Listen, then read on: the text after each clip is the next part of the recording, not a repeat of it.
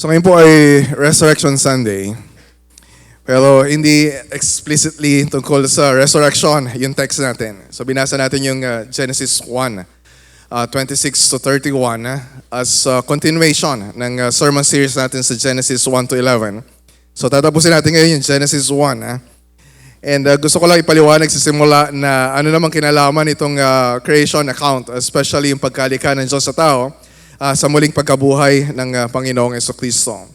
And one of the difficulties, not just pag Easter Sunday, one of the difficulties kapag pinag-aaralan natin yung Genesis, especially yung mga early chapters, ay we will be confronted with the truth na syempre kaming mga preachers ay dapat andun yung hangarin namin na every time ay si Kristo yung pinapangaral. Di ba sabi ni Paul sa 2 Corinthians 4:5, for what we proclaim is not ourselves, but Jesus Christ as Lord. And Colossians 1:28, Him we proclaim. And so ngayon, pag babasahin mo yung Genesis 1, paano naman natin maririnig na ipapangaral dito ang Panginoong Jesucristo? Ay hindi naman binabanggit dito yung tungkol sa anak ng Diyos, hindi naman binabanggit dito tungkol sa incarnation, hindi naman binanggit dito tungkol sa kung ano yung ginawa ni Kristo para sa atin. At yung mababasa natin sa dulo ay yung creation ni God ay perfectly good, yung creation. So, there is no need for a Savior. There is no need for the Lord Jesus Christ, at least dito sa Genesis 1. And so, paano natin gagawin yon? So, isa sa mga goals ko sa preaching ay hindi lang to faithfully preach to you the Word of God. Hopefully, ay matutunan din ninyo kung paano ba babasahin yung salita ng Diyos in such a way na nakikita natin kung paano ito nakaturo sa Panginoong Jesucristo. Na si Kristo pa rin yung nasa sentro kahit na hindi siya yung binabanggit explicitly sa Genesis 1. And so, paano natin gagawin yon? So, let me start by reading yung sinabi ni Joel Beakey tungkol sa ano yung kaugnayan ng creation sa resurrection. Minsan, akala kasi natin, creation, sa simulang-simula yan. Yung resurrection, malayo pa yan. So sabi niya, ang pagdurusa at kamatayan ni Kristo para sa ating mga kasalanan at ang kanyang muling pagkabuhay mula sa mga patay ang nagpasimula ng pagsilang ng bagong paglikha kung saan ang tao ay ibinabalik sa kanyang orihinal na kaluwalhatian or original glory. Ang kanyang muling pagkabuhay sa unang araw ng Sanlinggo ang naging, to quote William Perkins, sabi niya, naging tunay na simula ng bagong spiritual na mundo kung saan tayo ay ginawang mga anak ng Diyos. So when we read yung creation account, isipin din natin yung new creation accomplished sa resurrection ng Panginoong Jesucristo. Kung ang tao ay nilikha sa larawan ng Diyos, in the image of God, tulad ng nabasa natin, si Kristo naman ang image of the invisible God, sabi sa Colossians 1:15. And syempre, tayo ay image of God, pero tayo ay hindi Diyos. Pero si Kristo na anak ng Diyos ay mismong larawan ng Diyos. Sabi sa Hebrews chapter 1 verse 3, nakikita sa anak ang kaluwalhatian ng Diyos, kung ano ang Diyos ay gayon din ang anak. And sinabi din sa Colossians 1:15 na si Kristo yung firstborn of all creation. Hindi dahil siya yung unang nilikha. So ang Panginoong Hesus, hindi siya nilikha. Hindi siya created being. Siya yung creator. Na sa pamamagitan niya ay nalikha ang lahat. So nag-i-indicate yon ng supremacy ni Christ over all creation kapag sinabi siya yung firstborn. Siya yung panganay na anak at pangunahin sa lahat ng mga nilikha. Ang kanyang muling pagkabuhay ay nagpapahayag ng kanyang kadakilaan sa lahat. Sabi sa Colossians 1:18, Siya yung pasimula, siya ang panganay na binuhay mula sa kamatayan upang siya'y maging pangunahin sa lahat. So, kung babasahin natin yung creation account, especially yung paglikha ng Diyos sa tao, na represented by the first human being, si Adan, and then si Eva. So, hindi pwede na hindi tayo maglalaan ng panahon para pag-isipan yung second Adam, katulad ng ginawa ni Paul sa Romans chapter 5, verses 12 to 21. Kung paanong si Adan ay isang individual, at siya rin yung representative ng human race. Si Kristo rin ay isang individual at representative din, ang sabi ni Kenneth Mathews, for the new humanity who enjoy life through the resurrection, through the death and resurrection of Christ. Yan, nagkaroon tayo ng buhay. Yun yung story ng Genesis 1. Nagkaroon tayo ng bagong buhay dahil sa muling pagkabuhay ni Kristo. Kaya sabi ni Apostol Pablo, for there is one God, 1 Timothy 2:5, for there is one God and there is one mediator between God and men, the man Jesus Christ. So yung muling pagkabuhay ni Jesus ang nagdedeklara na siya yung nag-iisang tagapamagitan na kailangan natin dahil siya ay tunay na Diyos at tunay na tao. And so, before we appreciate yung connection ng creation at resurrection, so let's spend time dun sa biblical story mismo. Dadaanan natin yung mula verse 26 hanggang verse 31 ng chapter 1, and then we will summarize yung theological reflections na nanggagaling dito. And then, ipapakita ko sa inyo ano yung connection nito sa gospel. So, unahin muna natin yung biblical story.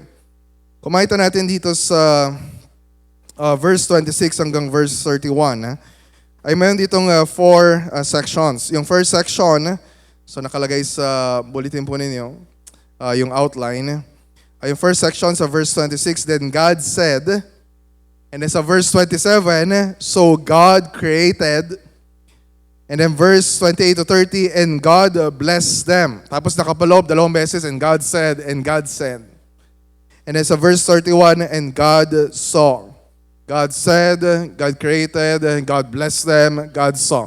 So makita natin na sa paglikha ng Diyos sa tao, hindi tao yung bida. Ang Diyos yung main actor sa story. So kung hindi nagsalita ang Diyos, kung hindi gumawa ang Diyos, kung hindi nagbigay ng pagpapala ang Diyos, walang tao. Wala tayong lahat. Wala yung lahat-lahat. And so we owe our existence, our being, our dignity, our honor, our life, our everything sa Panginoon. And so this is verses 26 to 31. Makita natin yung summary account ng pagkakalikha ng Diyos sa tao. Pagdating natin sa Genesis 2 ay mas detalyado. So ito yung nangyari sa ika-6 na araw. Sabi sa verse 31, lumipas ang gabi at sumapit ang umaga, iyon ang ika-6 na araw. Ang tao lang ba ang nilikha ng Diyos sa ika-6 na araw? No. Kasama yung ibang mga hayop. And so as we look closely sa account na to, makita natin na yes, sa ika-6 na araw, nilikha ng Diyos ang hayop at ang tao. Pero yung tao, syempre, ay higit na mahalaga sa hayop. At yung tao ang pinakamahalaga sa lahat na nilikha ng Diyos. And we will see many reasons why. So yung una, mahaba yung section na inalot tungkol sa creation ng mga tao. Hindi lang sa chapter 1, kundi pagdating natin hanggang chapter 2. And then isa pa, mas personal yung paglikha sa tao. Try to recall kung paano nilikha ng Diyos yung mga nauna. Di ba sinabi niya, let there be light, let there be. Pero pagdating sa tao, sabi niya, let us make man. So, andun yung personal focus ng creation ng tao. Sabi sa verse 26. Pagkatapos sinabi ng Diyos, ngayon, likhain natin ang tao ayon sa ating larawan, ayon sa ating wangis. Sila ang mamamahala sa mga isda, sa mga ibon sa impapawid, at sa lahat ng hayop, maging maamo o mailap, malaki o maliit. Ang sabi dito, likhain natin. So I will ask you yung question. Sino yung kausap dito ng Diyos na sinabi niya, likayin natin ang tao ayon sa ating larawan? Sabihin ng iba, kausap niya dito yung mga anghel na nauna niya ng nilikha. So what's the problem with that view? So nowhere sa Bible na makita natin na ang mga anghel ay kasama ng Diyos na lumikha sa tao. And magkakaroon din tayo ng problem kasi sinabi ng Diyos dito na likayin natin ang tao ayon sa ating larawan. And so wala ding indication sa Scripture na tayo ay nilikha sa larawan ng Diyos at larawan ng anghel. So tayo ay nilikha sa larawan ng Diyos. So most likely, ito ay indication na merong plurality sa isang Diyos. Of course, we confess our faith sa Trinity. There's one God, God the Father, God the Son, God the Holy Spirit. And nakita na natin sa verse 2 na binanggit yung tungkol sa Espiritu ng Diyos. And then of course, later on, especially sa New Testament, ay makita natin na ang magkakasama na lumikha ay isang Diyos, pero Diyos Ama, Diyos Anak, at Diyos Espiritu. So likhain natin. Nagsalita ang Diyos. And sabi sa verse 27, kung ano yung sinabi ng Diyos na plano niya na mangyari, ayun nga yun nangyari. Ano ba sabi niya sa verse 26? Likayin natin ang tao ayon sa ating larawan, image, ayon sa ating wangis. Yun ba yun nangyari? Yes, pagdating sa verse 27, nilalangan ng Diyos ang tao na kawangis niya. Nilalang niya sila na isang lalaki at isang babae. And ulitin din ito sa chapter 5 ng Genesis, chapter 9 ng Genesis. And then kapag babasahin mo yung passage, yung verse 27, poetic yung pagkakasulat dito. So God created man in His own image. In the image of God, He created him. Male and female, He created them. Na nag-reflect na hindi lang basta powerful ang Diyos. God is also creative. Malikhain ang Diyos sa paglikha sa tao. And then dito lang paulit-ulit. God created, created, created. To emphasize na, yes, special yung tao, pinaka-special sa lahat. Pero hindi tayo yung creator. Wala sa atin yung lumikha sa sarili natin. Ngayon, maraming mga content creators, pero walang mga creators na on the same level as God, na siya yung pinakamataas sa lahat, na siya yung pinakamahalaga sa lahat. Pero sa kabutihan ng Diyos, nilikha niya ang tao ayon sa kanyang larawan. O wangis, image, likeness. Ayon kay Herman Bavinck, we need to really appreciate ano ibig sabihin ng pagkakalikha ng Diyos sa tao. Sabi niya, ang essence o pinakamahalagang realidad sa pagiging tao ay ang pagkakalikha sa atin ayon sa larawan ng Diyos. Yun yung pinakamahalagang bagay sa iyo. Yun yung pinakamahalagang bagay sa lahat sa atin. Ang buong mundo ay isang kapahayagan ng Diyos, isang salamin ng kanyang mga katangian at kapuspusan. Pero ang tao lang ang larawan ng Diyos. Ang pinakamataas at pinakamayaman na kapahayagan ng Diyos ng kanyang sarili at dahil dito'y tayo yung ulo at korona ng buong sangnilikha. And kung titingnan natin yung sarili natin, kung titingnan natin yung katabi natin, so maraming mga features. Maraming features na totoo tungkol sa tao. Meron tayong katawan. Meron tayong kaluluwa. Meron tayong pag-iisip. Meron tayong damdamin. Meron tayong kakayahan. At marami pang bagay. Pero yung pinakamahalagang pwedeng sabihin sa tao, yung pinakamahalagang bagay na pwedeng sabihin tungkol sa atin, tayo ay imago Dei. Larawan ng Diyos. Image of God. So, mahabang usapin. At pinagdedebatehan na marami, ano ba talaga exactly kung ano ibig sabihin ng image of God? Kasi hindi naman in-explain sa atin sa passage na ito. Pero in a way, kapag sinabing image, larawan, wangis, in some way, not perfectly, dahil hindi naman tayo Diyos, yung pagkatao natin ay nag-resemble o may pagkakatulad sa Diyos. Nag-reflect o sumasalamin sa kung sino ang Diyos at nag-reveal, nagpapahayag tungkol sa katangian ng Diyos. Na kapag tumingin ka sa tao, dapat nasasalamin sa atin Yung kabutihan ng Diyos, yung kapangyarihan ng Diyos, yung kagandahan ng Diyos, yung katuwiran ng Diyos, yung kabanalan ng Diyos. Diba? When we pause and try to reflect this pambihirang dignity and honor and glory na meron ng isang tao, masasabi natin tulad ng psalmist sa Psalm 8, 4 and 5. What is man that you are mindful of him, and the son of man that you care for him?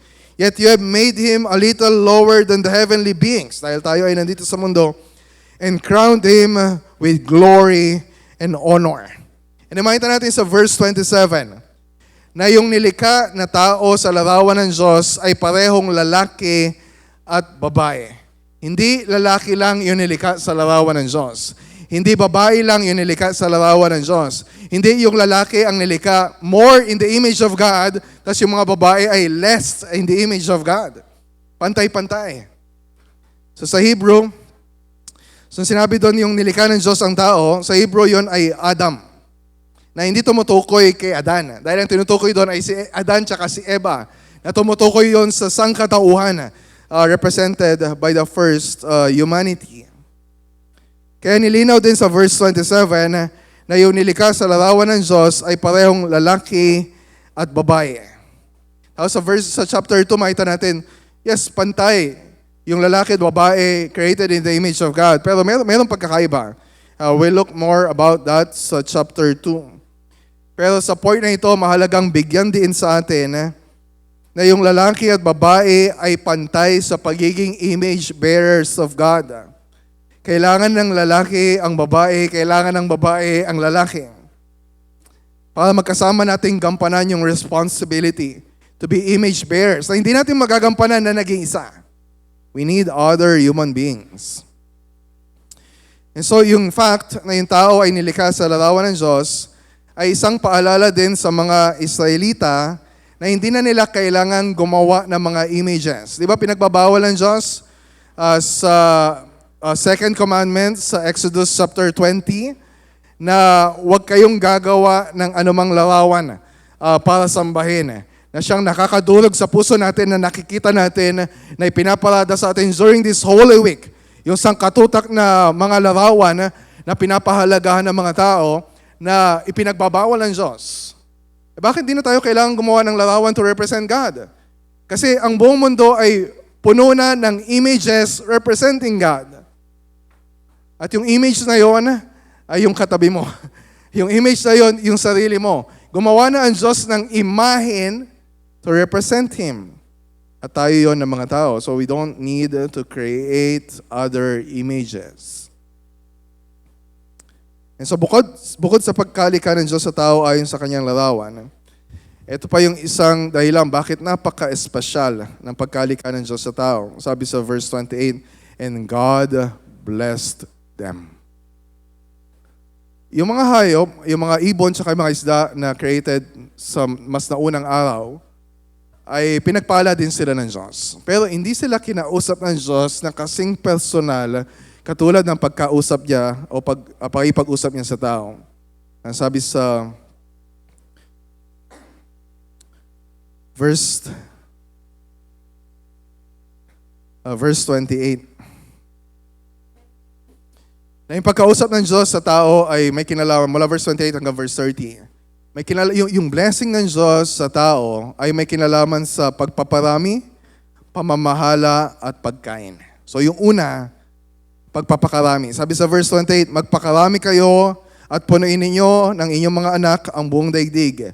Be fruitful and multiply and fill the earth. Blessing na galing sa Diyos yung relasyon na mag-asawa. We are sexual beings. Blessing na galing sa Diyos yung sexuality natin. Blessing na galing sa Diyos yung pagkakaroon ng mga anak. Kaya nga after the flood, nung natira na lang si Noah at yung family niya, inulit yun ng Diyos. Sabi sa Genesis chapter 9 verse 1, and God blessed Noah and his sons and said to them, be fruitful and multiply and fill the earth. And so aside dun sa pagpaparami, kasama sa pagkapala ng Diyos yung pribilehiyo at responsibilidad ng pamamahala sa nilikha ng Diyos. Sinabi niya na yung plano niya na yun sa verse 26, Sila ang mamamahala sa mga isda, sa mga ibon sa himpapawid, at sa lahat ng hayop, maging maamo o mailap, malaki o maliit. And then dito sa verse 28, ang kausap niya na yung mga tao, si Adan at si Eva.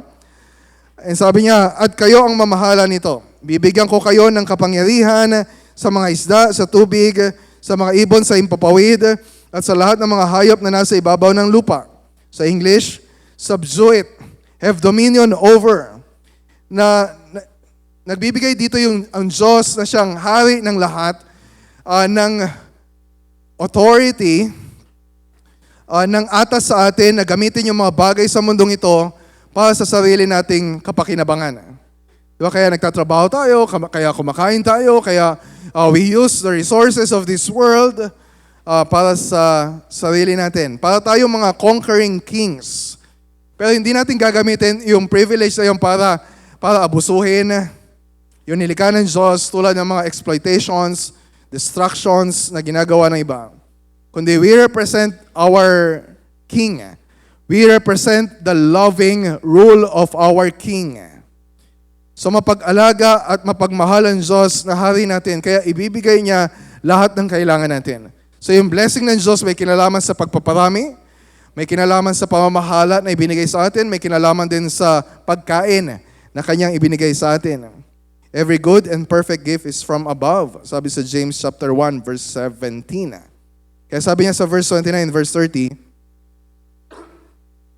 ibinibigay ko rin sa inyo ang lahat ng uri ng halamang nagkakabinhi at mga bungang kahoy bilang pagkain ninyo. So mga gulay daw tsaka mga prutas yung kakainin natin. Ako, paano na yan? Okay, mag-alala. Sinabi din sa Genesis 9:3, kay Noah na pwede na kayong kumain ng mga hayop. And so hindi ito mandate para maging vegetarian lang yung diet natin. So mamaya may manok yata tayong kakainin, hindi ko alam. So arroz caldo. So yung point, yung mga bagay sa mundong ito ay ginawa ng Diyos para pamahalaan natin at mapakinabangan natin. Ang Diyos natin ay mapagpalang Diyos. Yung blessing na tinatanggap natin ay galing sa Diyos. Mabuti ang Diyos na nagkakaloob ng lahat ng kailangan natin. And then pagdating natin sa verse 31, dito nagtapos yung creation account. Pinagmasdan ng Diyos ang lahat niyang ginawa at lubos siyang nasiyahan. O literally, nakita niya na ang lahat ng ito ay napakabuti. Lumipas ang gabi, sumapit ang umaga, iyon ang ika-6 na araw. So makita natin na lahat ng gawa ng Diyos ay mabuti. In fact, very good. Very good. Dahil ang Diyos ay mabuti. So hindi lang mabuti, ang Diyos ay very good. God is perfect in goodness. So anumang kabutihan at kagandahan na nakikita natin sa nilikha ng Diyos, na nilikha sa mga tao, especially sa mga tao, ay reflection ng kabutihan, ng kagandahan ng Diyos na lumikha sa atin. So, yung account ng paglikha ng Diyos sa tao, ay makita natin na nagpapahayag ito ng mga mahalagang katotohanan tungkol sa Diyos at sa kanyang mga katangian. Kung nandito kayo last week, meron tayong 4 na theological reflections. So ngayon, I'll just summarize yung passage na ito using the same 4 theological reflections. Pero merong personal na focused sa paglikha ng Diyos sa atin ng mga tao. Number 1, maayos ang paglikha ng Diyos sa lahat. Sinabi ko yun last week. And then ngayon, we will emphasize na maayos din ang paglikha ng Diyos sa tao, sa atin lahat. Nilikha ng Diyos ang tao na lalaki at babae. And then makita natin sa chapter 2, na una niya nilikha yung lalaki, tapos pagkatapos ay yung babae. Hindi lalaki lang, hindi babae lang. Yung ginawa niyang lalaki, dapat lalaki. Yung ginawa niyang babae, dapat babae. Hindi tulad ngayon yung pagkakaayos na ginawa ng Diyos ay binabaliktad ng tao. Yung lalaki, ginagawang babae, yung babae, ginagawang lalaki, na hindi naman talaga pwedeng gawin. That's impossible. To distort yung design, beautiful design ng Panginoon. And pangalawa, makapangyarihan ang salita ng Diyos sa buhay natin. Paano ba nalikha yung tao? Yes, of course. Isipin natin, sa panahon natin ngayon, yung mga magulang natin ay alam na natin kung anong ginawa nila, tapos nabuntis, tapos tayo ay ipinanganak. Pero sa simula't simula ng lahat, ang tao ay nilikha sa kapangyarihan ng salita ng Diyos. Lahat sa nilikha ng Diyos ay nalikha sa kapangyarihan ng Diyos. Ito ay paalala sa atin. Ito ay paalala sa mga Israelita na unang nakakabasa ng story nito na makapangyarihan yung salita ng Diyos. Na yung salita ng Diyos ay dapat nating pahalagahan. Yung salita ng Diyos ay dapat nating sundin. And then pangatlo, malawak ang kaharian ng Diyos. And then amazingly, yung malawak na kaharian ng Diyos ay pinagkatiwala ng Diyos sa atin na mga tao na pamahalaan. Sa ancient Near East, yung mga hari ay naglalagay sila ng estatwa ng kanilang sarili sa mga lugar na nasasakupan ng kanilang kaharian. And so kapag narinig ng mga Israelita na yung tao ay nilikha sa larawan ng Diyos, parang mga estatwa na nilalagay kung nasaan yung nasasakupan ng Diyos. Kaya gusto ng Diyos na punuin ng mga tao yung buong mundo to declare na kahit saan na nandun yung mga images of God, na yung lugar na ito ay pag-aari, pinaghaharian ng Diyos. Yung pinagkatiwala sa atin ng Diyos ang buong mundo para pangalagaan, para pamahalaan, para pagyamanin. And then lastly, mabuti ang Diyos sa atin, napakabuti. Perfectly good. Perfectly beautiful. Yung Diyos na lumikha sa atin. Overflowingly good. Gloriously beautiful ang Diyos. And so, anumang pinapahayag, if you want to learn how to reflect on the Lord Jesus Christ, kapag Old Testament yung pinag-uusapan, hindi mo naman makikita except sa mga prophecies about the Lord Jesus Christ, yung tungkol sa pagating ni Kristo. When you look at Genesis 1, for example, anumang katangian dito na natutunan natin tungkol sa Diyos ay totoo rin tungkol kay Kristo, dahil si Kristo ay anak ng Diyos at siya ay tunay na Diyos. Ibig sabihin, sa pamamagitan ni Kristo ay nalikha at naging maayos yung pagkakalika sa lahat. Ibig sabihin, makapangyarihan din ang salita ni Kristo. Si Kristo na ipinako sa krus at namatay para sa atin at muling nabuhay at sinusunod natin ay ang Diyos na nagbigay ng buhay sa atin. Malawak yung paghahari ni Kristo. All authority in heaven and on earth has been given to Him. He is the King of the universe. Mabuti ang Diyos, ibig sabihin, mabuti si Kristo. Especially sa kanyang pagliligtas sa atin. And so, ang gagawin ko for the last part, ang hope ko dito ay mas makita natin or mas ma-appreciate natin. Hindi lang kung sino si Kristo na muling nabuhay mula sa mga patay. Kundi makita natin ano yung significance ng ginawa ni Kristo para sa atin. Ano yung paano yung mga passages na ito sa Genesis 1 ay nakakatulong sa atin to reflect doon sa kahalagahan ng pagparito at ginawa ni Kristo.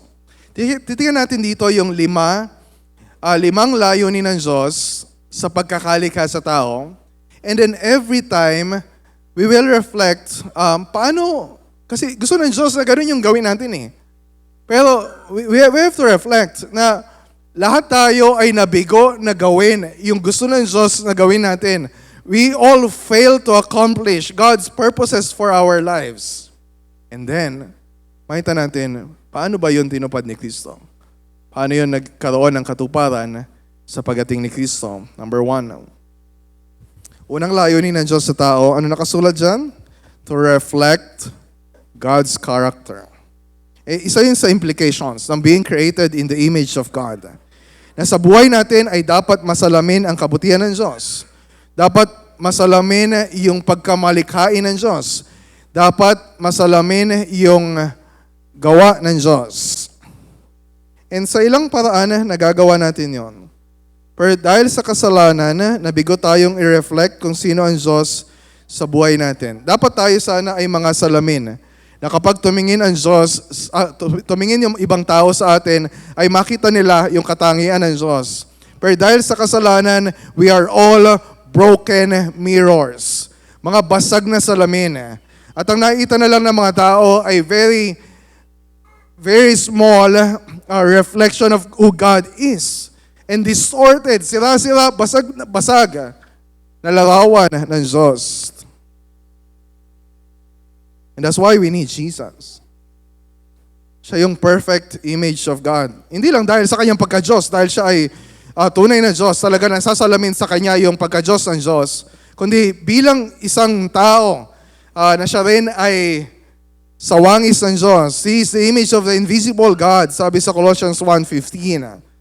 And sa 2 Corinthians chapter 4, verse 4, the gospel is the gospel of the glory of Christ. So He's the image of God.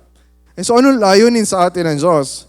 Na tayo ay maging katulad ng larawan ni Kristo, sabi sa Romans 8:29. And as we look to Christ more and more, saka lang tayo magiging katulad ni Kristo more and more. 2 Corinthians 3:18. Sa pangalawa, layunin ng Diyos sa tao to relate to God and His creation, or to relate well to God and to His creation. Yung bang meron tayong magandang ugnayan sa Diyos, that we love God with all our hearts, with all our soul, with all our strength. Katulad ng sabi sa Deuteronomy 6:5. Na yung pagkakalika ng Diyos sa tao, gusto niya magkaroon ng harmony. Ito yung tinatawag sa Hebrew na shalom.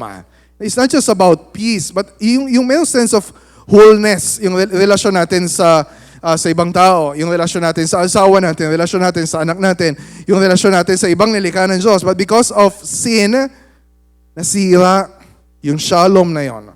Nagkaroon ng hidwaan yung relasyon ng Diyos sa tao. Nagkaroon ng conflict yung relasyon ng tao sa tao. Nagkaroon ng conflict yung relasyon ng tao sa ibang nilikha ng Diyos. Sa lahat ng mga tao, si Kristo lang yung nag-iisa na may perfect harmony yung kanyang relasyon sa Diyos at sa ibang tao. Mula sa pagkabata, sabi sa Luke chapter 2 verse 52, hanggang sa kanyang paglaki, siya'y lalong naging kalugod-lugod sa Diyos at sa mga tao. At sa kanyang baptism, di ba narinig doon na nagsasalita ang Diyos Ama, "This is my beloved Son, with whom I am well pleased." Paano tayo magkakaroon ng restored relationship with God? Paano tayo magkakaroon ng restored relationship sa mga tao na nasira natin yung relasyon natin sa kanila? Only through the Lord Jesus Christ.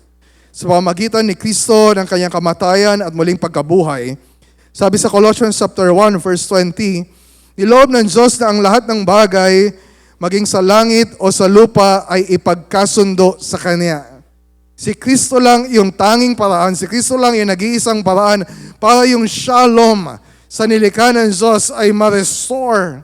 Para may balik tayo sa Diyos, para may balik tayo sa restored relationship with one another and with the whole creation. Wala na ibang paraan. There's no other way. Ikatlong layunin ng Diyos sa tao, to reproduce God's image. Of course, primarily, ginagawa natin ito sa pagkakaroon ng mga anak. Kaya nga sinabi ng Diyos, magpakarami kayo, multiply, be fruitful and multiply and fill the earth. Pero hindi lang ito sa pagkakaroon ng mga anak physically or biologically, but also spiritually speaking. If we are disciples of Christ, kapag tinutulungan natin yung iba, if we are making disciples of Christ of all nations, we are fulfilling yung creation mandate. Kung pag-aanak lang yung gagawin natin to reproduce God's image, ano yung ma-reproduce natin? Ma-reproduce lang din natin yung katulad natin ng mga makasalanan. Pagdating sa Genesis chapter 5 verse 3, si Adan tsaka si Eva, di ba nagkaroon sila ng anak? Si Cain tsaka si Abel. Tapos pinatay ni Abel si Cain. Tapos nabuntis ulit si Eva at ipinanganak si Seth.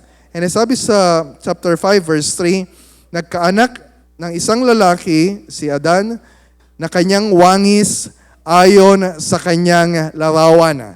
So every time na magkakaroon tayo ng anak, we are reproducing sinners. Yes, nandun pa rin yung image of God, pero distorted yung larawan ng Diyos sa atin na mga makasalanan. So naparito si Kristo para solusyonan yon, to reproduce the image of God in us. Paano mangyayari yon? Ano yung kailangan mangyari para magkaroon ng fruitfulness or multiplication?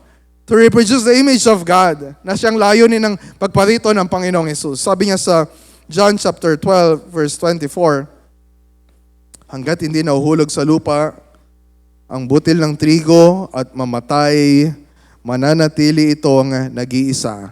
Ngunit kung yung butil ng trigo ay mamatay, mamumunga ito ng sagana. Ano yung tinutukoy dito ni Kristo na kailangang mamatay? Yon ay walang iba kundi yung kanyang sarili. Sa pamagitan ng kamatayan ni Kristo, ano yung naging bunga? Yon ay kaligtasan para sa marami. Sa pamamagitan ng kanyang kamatayan at muling pagkabuhay, nagkaroon ng fruitfulness and multiplication, yung image of God sa atin. And we become fruitful and we multiply. Kapag yung mabuting balita na ito na pinaniniwalaan natin ay tinuturo natin sa iba. Kapag pinapangaral natin sa mga anak natin, kapag inililid natin yung ibang mga members natin sa discipleship, if we call other unbelievers to faith in the Lord Jesus Christ, kapag tayo ay pumupunta sa ibang lahi or if we send missionaries to all nations, we fulfill yung Great Commission mandate to go and multiply and fill the earth. Number 4, nalayunin ng Diyos sa tao to represent God's rule. Pamahalaan, pangalagaan, pagyamanin ang nilikha ng Diyos. Pero anong ginawa ng tao? Just look at yung devastation sa mundo natin. Hindi lang dahil sa gera, kundi dahil sa ginagawa ng mga tao sa bundok, sa mga hayop, and even sa exploitation of other human beings. Sinira ng tao, inabuso ng tao,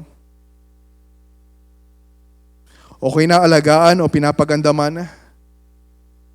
Yes, nagiging creative pa rin tayo. We use yung resources sa mundong ito to reflect yung creativity ng Diyos. Pero ginagawa natin in such a way to draw attention to ourselves. Look at me. Tingnan mo yung gawa ko. Ang ganda ng gawa ko. Ang galing ko. Ang talino ko. Ang husay ko. Instead of reflecting the glory of God, glorifying God sa lahat ng ginagawa natin.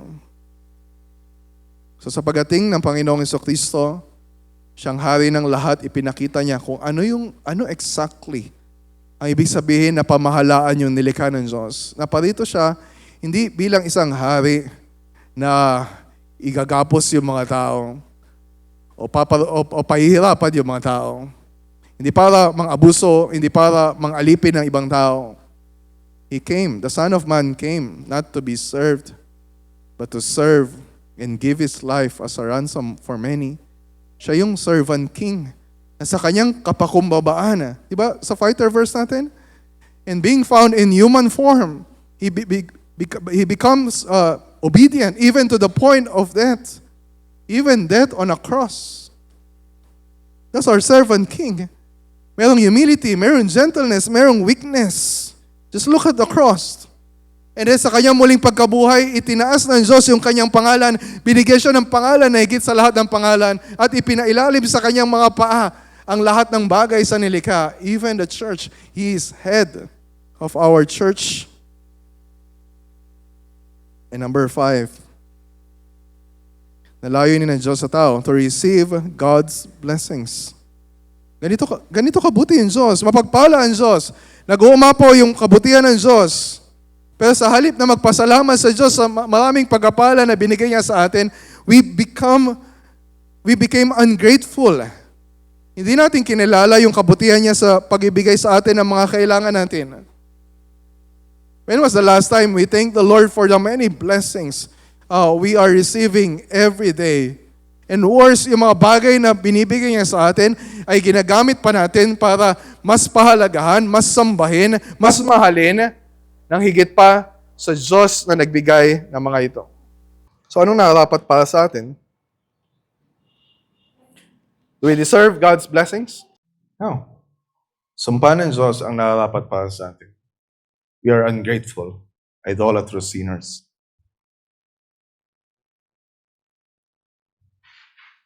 Pero sa kabutihan ng Diyos, yung pagkapala na sinabi niya sa Genesis 1, inulit niya sa Genesis 12, na pagpapalain niya si Abraham.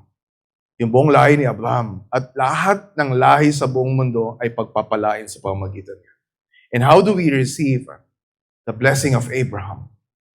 And we receive that through the Lord Jesus Christ. Na sinabi ni Paul sa Galatians chapter 3, verse 13 and 14, na yung sumpa na narapat para sa atin ay inako ni Kristo para yung pagpapala ng Diyos ay dumaloy sa atin by faith, through faith in the Lord Jesus Christ.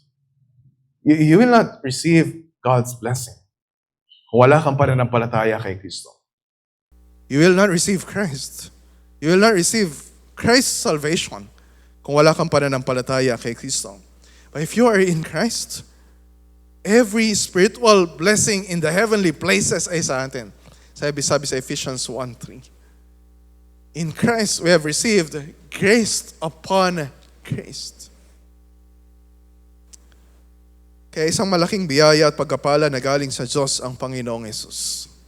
So when we reflect this Holy Week, especially ngayong Resurrection Sunday, tungkol sa pagparito ni Kristo, tungkol sa kanyang perfectly righteous life, tungkol sa kanyang pagdurusa, tungkol sa kanyang kamatayan sa krus, tungkol sa paglilibing sa kanya, tungkol sa kanyang muling pagkabuhay sa ikatlong araw, tungkol sa kanyang pag-akyat sa langit, tungkol sa kanyang pag-upo sa kanan ng Diyos Ama.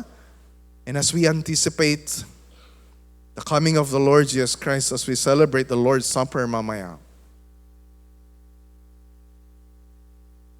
thank the Lord for His blessing.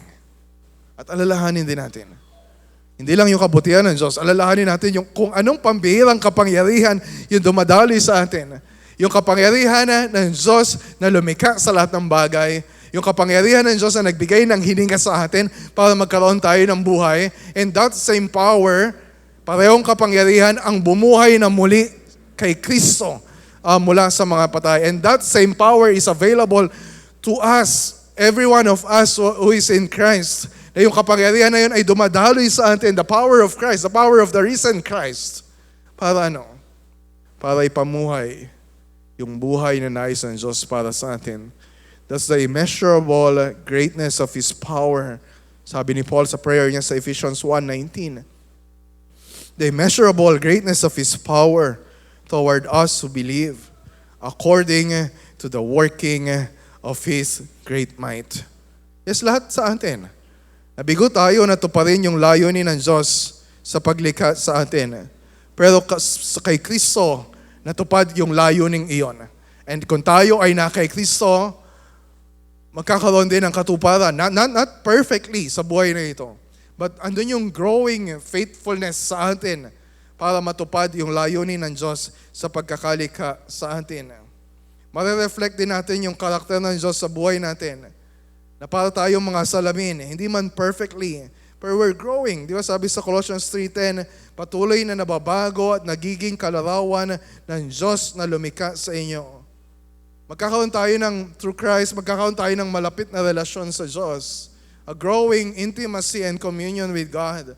At anumang nasira, anumang naging chaos sa relasyon natin sa ibang tao, sa asawa natin, sa anak natin, sa pamilya natin, o sa kasama natin sa church, God can restore order sa anumang disorder sa broken relationships na meron tayo. E magiging fruitful tayo bilang mga disciples ni Kristo. Na inaakay yung iba, yung mga anak natin, yung family natin, mga kasama nating church members.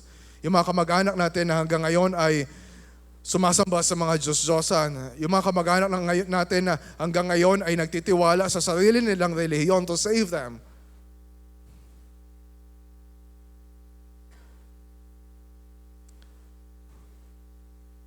Mapapamahalaan, maalagaan, mapagyayaman natin ang mga pinagkatiwala sa atin ng Diyos. Yung pamilya niya na pinagkatiwala sa atin, yung church na pinagkatiwala sa atin, yung bansa natin na pinagkatiwala sa atin, yung community natin na pinagkatiwala sa atin ng Diyos. And matatanggap natin yung mga pagpapala ng Diyos ng may pasasalamat at nag-uumapaw na kasiyahan. Kaya nagiging masaya tayo, hindi lang dahil we are being so abundantly blessed by God. Magiging masaya tayo na mag-overflow yung blessing na yon in giving cheerfully and generously sa mga tao na nangangailangan. And so lahat ng ito ay posible. Yung mga bagay na inakala natin na imposible na mangyari, yung mga bagay na inakala natin na imposible na magawa natin, ay magagawa natin. Matutupad yung layunin ng Diyos sa buhay natin because of the power of the resurrection of the Lord Jesus Christ. So nakita ninyo, yung paglikha ng Diyos sa Genesis 1 ay nagkaroon ng greater fulfillment sa pagdating ng Panginoong Jesucristo, sa new creation na nagkaroon ng pasimula through the resurrection of the Lord Jesus Christ. So ito yung hope natin, ito yung confidence natin, na anumang kaguluhan o disorder or chaos na nakikita pa rin natin, nararanasan pa rin natin sa buhay natin ngayon, we look forward to that day na tayo rin ay muling bubuhayin na tulad ni Kristo. And when we experience the resurrection of Christ on that day, ano mangyayari? Sabi ni Paul sa 1 Corinthians 15:49, at kung paanong taglay natin ang larawan ng taong mula sa alabok. Sino yun? Si Adan. At kung paanong taglay natin ang larawan ng taong mula sa alabok, tataglayin din natin ang larawan ng taong makalangit. Yun ay walang iba kundi ang Panginoong Jesucristo. One day, we will be fully like Christ when we see Christ face to face. Let's pray.